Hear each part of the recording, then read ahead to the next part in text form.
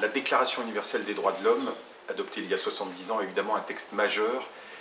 Et pour ce qui relève du débat, de la communication entre les êtres humains, de l'échange des informations et des idées, l'article 19 prévoit, garantit la liberté d'opinion et d'expression sans considération de frontières. Les êtres humains ne peuvent pas être inquiétés pour leurs opinions et ils doivent pouvoir échanger les informations et les idées par quelque moyen que ce soit. C'est un article absolument majeur dont la mise en œuvre demeure une problématique extrêmement contemporaine. D'abord parce que la liberté d'expression, elle est largement empêchée dans de très nombreux pays du monde.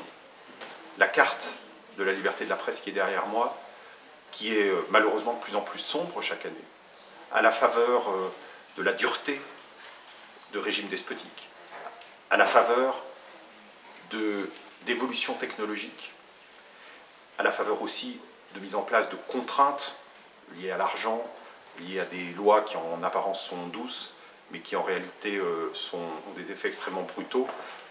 Donc cette liberté, elle demeure mise en danger. Et puis un danger nouveau pour la liberté d'opinion. Cette liberté, qui selon Hannah Arendt, la philosophe américaine d'origine allemande, est une farce, la liberté d'opinion, si l'information sur les faits n'est pas garantie et si ce ne sont pas les faits eux-mêmes qui font l'objet du débat. Et on est dans une période où la désinformation, la mauvaise information, les rumeurs, le fait que sur les plateformes numériques sont en concurrence directe des contenus qui n'ont rien à voir. Le journalisme de qualité, le journalisme qui est de moindre qualité du fait de la pression concurrentielle, la propagande, la rumeur, l'information sponsorisée par l'intérêt, en concurrence directe, aujourd'hui, il y a une forme d'avantage pour l'information fausse et qui met en péril la liberté d'opinion.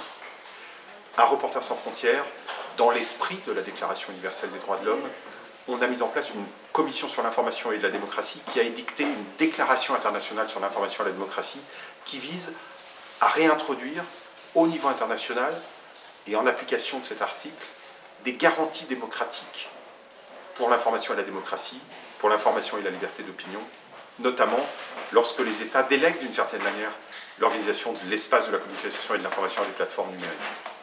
C'est un enjeu majeur parce que ces garanties jusqu'à présent, qui étaient posées par principe par la Déclaration universelle, dans la réalité, elles étaient concrétisées au niveau national. Et ça ne fonctionne plus dans un espace global.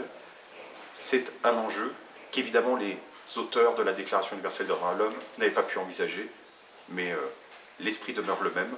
Il faut aujourd'hui l'adapter parfois aux enjeux contemporains.